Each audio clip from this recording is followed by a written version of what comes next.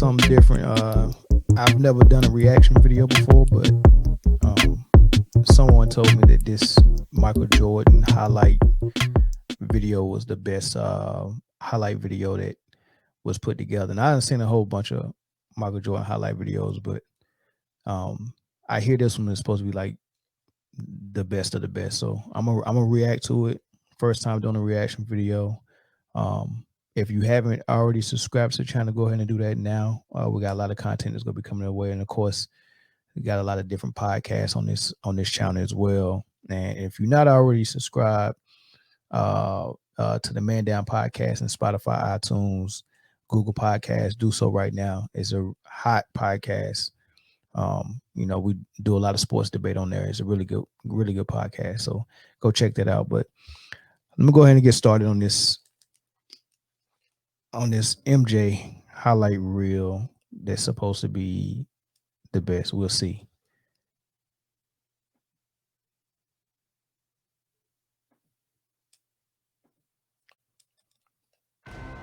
To compete, to win, that's all I live for. When you lose, you're easily forgotten. I don't think anyone want to go to that grave forgotten. I'm not here campaigning for the best player in the world or in history. I'm not saying that, because everybody plays differently in different eras. Oh, this already seems like it's about to be fire. I already like the beat, the music. Come on, this level is a brand new start for me, and I have to start from the and it look like they starting from his earlier highlights. Yeah, it look like rookie season.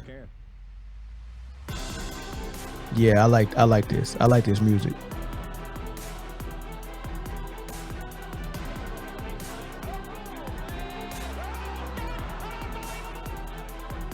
See, the thing about MJ when he came into the league is, and it stayed like that for a long time. He was such on a elite level athletically than anybody else, and anybody who was as athletic as him or more athletic than him didn't have the skill set that he had. Like, when you take a super uber athlete, they usually don't have a refined skilled game like Michael Jordan did, especially not there early, when this dude was highly skilled early. I mean, he was doing things footwork wise and shooting touch wise that it took people like LeBron James years to, and some, as far as shooting, he still don't have that type of touch from the mid-range. He was a good passer. You see the footwork in the post, reverse pivot spins out of the post. Look at that sweet spin move, one-legged turnaround jump shot. Look at the pump fake, getting people in the air. Like, and this is rookie highlights right here. So he just wasn't just dunking on people and being more of an athlete than you and getting points that way. This dude was highly skilled as a rookie. Yeah. So imagine someone like Zach LaVine with that athleticism, but also has the scoring ability of a Kevin Durant, being strong-willed and driven as a Kobe Bryant. And that's just the offensive end. You take it to the defensive side, and he was just as good as somebody like Kawhi Leonard is now.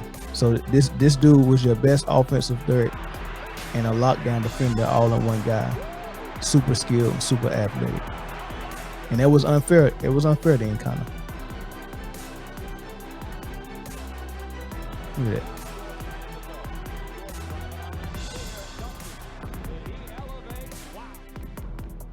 And that was guys that was as athletic as him. Ron Harper was as athletic as Michael Jordan. In fact, Michael Jordan and Ron Harper's highlights used to look very similar. Like you could get them mixed up, right? That's how athletic Ron Harper was before his injuries when he was in Cleveland. But Ron Harper wasn't as skilled as Michael Jordan, or is it as determined as Michael Jordan, or didn't have the drive, So it's so many things that he had in his repertoire. Some of them measurable, some of them unmeasurable. Yeah, that's like Ron Harper right there. This man had shooting touch.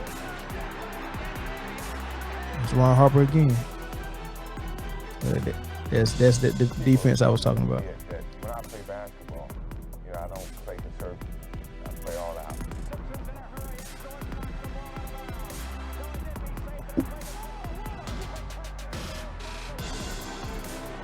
Shooting touch, man. Look at his pull up, his form. He turned basketball into an art form. A super athletic guy turning it into an art form, and working on the fine parts of the game. When you're a super athlete, like he could have actually really survived just by being super athletic.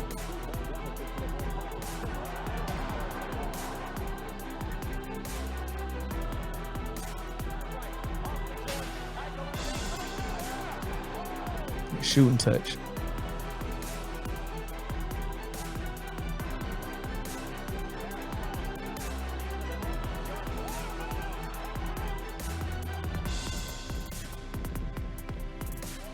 Yeah, for probably 85% of the league.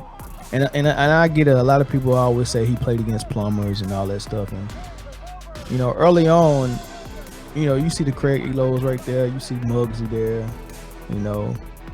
Gerald Wilkins and, all those guys. Some of those guys was really athletic. Some of them weren't. But what I always tell people when they say he played against plumbers is that, you thinking about he came in the mid 80s and played, beginning of the 90s, and it might have been some plumbers guarding. But you got to remember, this guy played well into the 90s, into the late 90s. I think he retired in 98. There was some super athletes in the league at that time, and he was still dominating. Kobe came in, he dominated Kobe. Ray Allen dominated. T-Mac was in. Grant Hill was in. Stackhouse was in. Harold Miner was in. Eddie Jones was in. It was still super athletes trying to guard him. And then what I also say is, the greatest test you can give if you wanted to see what Jordan would look like against the super athletes is just look at Kobe Bryant and see how he dominated them. And we know Kobe Bryant is a chip off the old block of Michael Jordan, but not quite Michael Jordan. So if Kobe dominated him, Jordan would have dominated him too.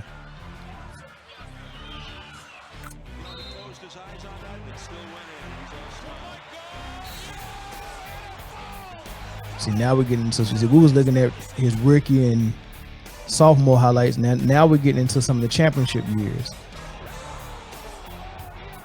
And when he got a squad.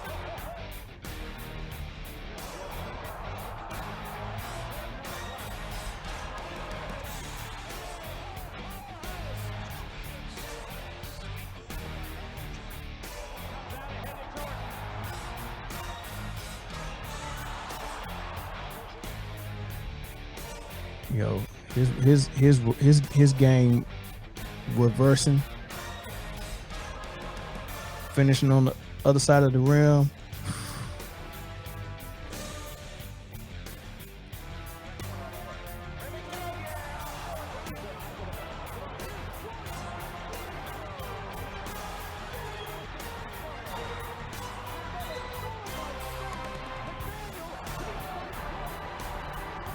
Look at that. The way he stopped and pulled up. Like this dude's shooting range, or not shooting range, but shooting touch was just like I haven't seen a guy with his athleticism have such a refined game. I really haven't. Like Dominique Wilkins was a uber athlete. Clyde Drexler was a uber athlete. And they had a little skill too. And here it is. I just mentioned Clyde Drexler. This is the series where if you're young, you probably didn't live through it. But at this time, Michael Jordan and Clyde was like the guys. Like, hey, who's better? They was asking like, who's better? And when this championship series was coming along, I think someone had said in the news that, you know, Clyde was a better shooter than Michael Jordan, you know, and that was the difference between the two guys. And of course, Michael Jordan took that personally. First game of the finals, he come out and hit like 6 threes in the first half, and torched the Blazers, man.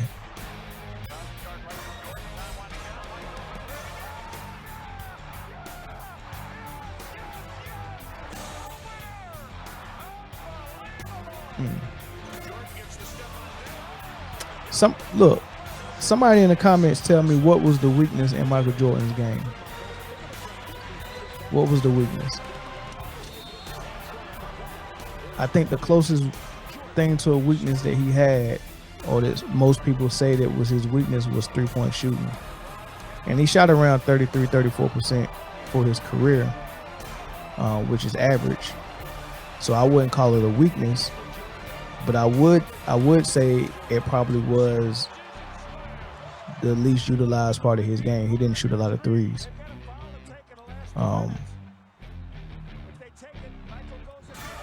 But other than that, like, what was his weakness?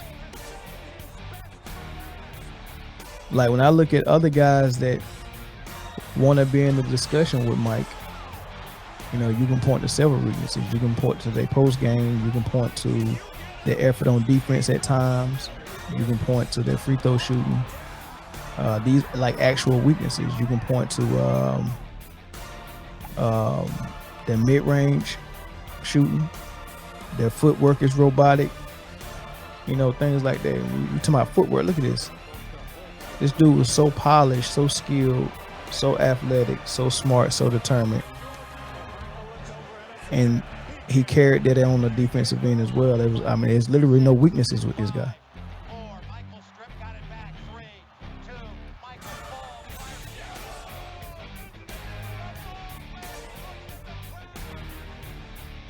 Yeah, leave it in the comments, man. What's his weakness? I want to know.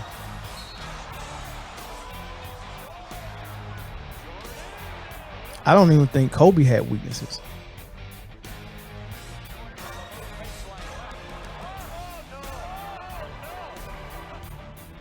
I don't think Kareem had weaknesses. But him being a 7-footer, of course, that was probably things that he didn't have in his repertoire, like the ability to handle the ball and, you know, run an offense. So yeah, but I wouldn't say it was a weakness. As far as a big man, I don't think Kareem had any weaknesses. But as far as a complete player, Jordan had no weaknesses. He could do that. He could do everything. And that's why my top 5 starts with MJ, Kareem, and Kobe at number 3. Definitely got Kobe at number 3. And my 4, 5, and 6. 4 can be LeBron, but I struggle with LeBron, Bird, Magic, and Wilt for their 4 through 7 spot. You know, on how I put their order. And surprisingly, I don't have Bill Russell as high as most people might have him. I think I got Bill Russell around probably 8 in that discussion. Probably 8. And I know he won a lot. But I'm looking at his game, and it was mostly defending, mostly rebounding, and some scoring. He could score. You know, he just didn't do it a lot. He had most seasons while he was in Boston, he had 2, sometimes 3 guys that was ahead of him in the scoring.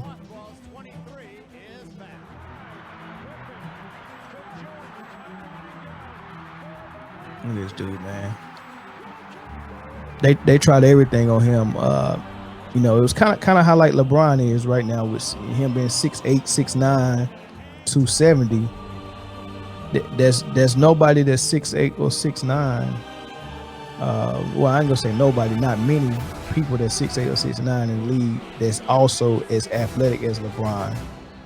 And even if they is close to him in athleticism, they're not gonna be close to him in strength and speed, because he's that athletic at 6'9", 270. So the best guy you can throw on him is somebody like Draymond, who's a good defender, who is 6'7". He's big, he's about 230, but LeBron is even heavier than him and more athletic than him. So you got this guy that you think is strong enough to stick with him, but it's not fast enough. So there's no combination of strength, size, speed that you can put on LeBron. So he can always outdo his opponent just off physicality, just off size, strength, speed, right? So kind of similar to MJ, not many 6'6" guys was as athletic as him. And then once he started putting, Detroit beating him up so much and he started putting on muscle and lifting, he was strong for his size. So, you put a guy just like him on him, like Ray Allen or something like that, he go push him around in the post. He go have his way in the post. So they used to throw, like you see BJ, who's that on right now? They got Hornet. They tried to put smaller guys on him just to stay with him on the perimeter. And look, he would just get by him. And all his moves is 1, 2, 3 dribbles at the most, right? And then he's getting to the point. He's getting to his shot. 1 or 2 dribbles. Watch everything that you see from him. 1, 2, 3 dribbles at the most. 2 spin, and he's in there. Look at him. So he got a smaller guy on him because he had David Wesley on him at the time. He went right to the post. That's the good thing about having a versatile and polished game. It don't matter who they put on him. He got an A game for him. His post game is an A game. His perimeter game is an A game. His off the ball game is an A game. So it's no way you can box him in. With LeBron, his A game is what Jordan's doing right now with the ball in his hand, right? However, if he get a good defender on him, what is he going to do? He's going to call for a screen so he can get a switch, and then he'll take that lesser defender to the hole. MJ didn't have to worry about that. Whoever you threw on MJ, he was going to take him. That was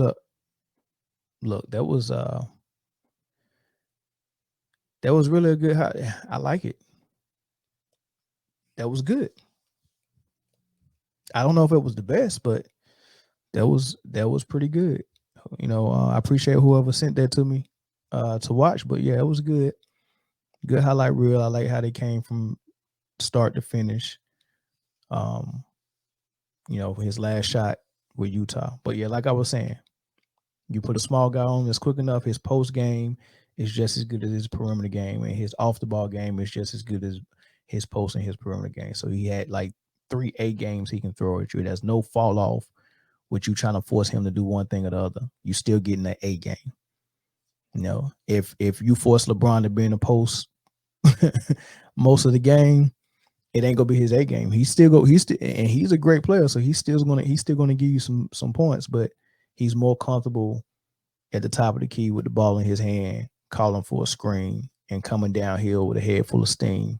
And if you help, he's so good with passing where it don't matter where it is on the floor, he can make that pass on target to a shooter. And that's how he dominates. But that's his A game. I don't think he has a backup to A game and a backup to the backup A game like Kobe and MJ did. But yeah, let me know what you think in the comments, man. Like I said, man, subscribe to the channel if you haven't already subscribed, and check out the podcast as well. We're on all streaming platforms. Give us a 5-star rating with that as well. And until next time, peace.